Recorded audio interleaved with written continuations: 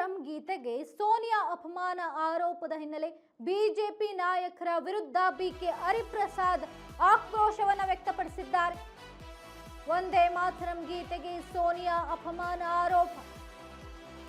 BJP ನಾಯಕರ ವಿರುದ್ಧ BK Hariprasad ಆಕ್ರೋಶ. ಬಿಜೆಪಿಯವರು ತಾಕತ್ತಿದ್ರೆ ಸಂಘದಲ್ಲಿ ರಾಷ್ಟ್ರಗೀತೆ ಹಾಡಲಿ. ಆರ್ಎಸ್ಎಸ್ ಶಾಖೆಯಲ್ಲಿ ಸಂಘ ಗೀತೆ ಬಿಟ್ಟು ರಾಷ್ಟ್ರಗೀತೆ ಹಾಡಲಿ. ಬಿಜೆಪಿಯವರು ನರಹೇಡಿಗಳು ಅಂತ ಬಿಕೆ ಹರಿಪ್ರಸಾದ್ ಹೇಳಿದ್ದಾರೆ. ಬೆಂಗಳೂರಿನಲ್ಲಿ ಬಿಜೆಪಿ ನಾಯಕರ ವಿರುದ್ಧ ಬಿಕೆ ಹರಿಪ್ರಸಾದ್ ಆಕ್ರೋಶವನ್ನ ವ್ಯಕ್ತಪಡಿಸಿದ್ದಾರೆ. ವಂದೇ ಮಾತರಂ ಗೀತೆಗೆ ಸೋನಿಯಾ ಅಪಮಾನ ಮಾಡಿರುವ ಆರೋಪದ ವಿಚಾರದ ಕುರಿತಂತೆ ಬಿಜೆಪಿ ನಾಯಕರ ವಿರುದ್ಧ ಬಿಕೆ ಹರಿಪ್ರಸಾದ್ ಅವರು ಆಕ್ರೋಶವನ್ನು ವ್ಯಕ್ತಪಡಿಸಿದ್ದಾರೆ. ಬಿಜೆಪಿಯವರು ತಾಕತ್ತಿದ್ರೆ ಸಂಘದಲ್ಲಿ ರಾಷ್ಟ್ರಗೀತೆಯನ್ನ ಹಾಡಲಿ. ಆರ್ಎಸ್ಎಸ್ ಶಾಖೆಯಲ್ಲಿ ಸಂಘ ಗೀತೆಯನ್ನ ಬಿಟ್ಟು ರಾಷ್ಟ್ರಗೀತೆಯನ್ನ ಹಾಡಲಿ. ಬಿಜೆಪಿಯವರು ನರಹೇಡಿಗಳು ಅಂತ ಬಿಕೆ ಹರಿಪ್ರಸಾದ್ ಆಕ್ರೋಶವನ್ನು ವ್ಯಕ್ತಪಡಿಸಿದ್ದಾರೆ.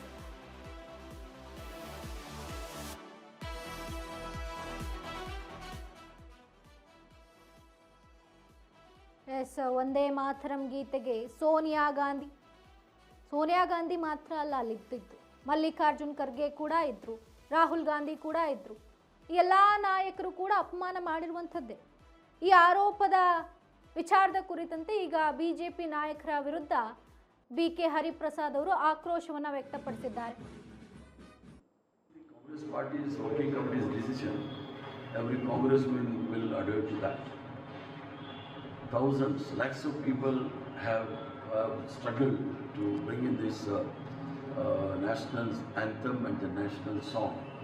Bharatiya Janata Party has got no moral right to speak on the freedom struggle.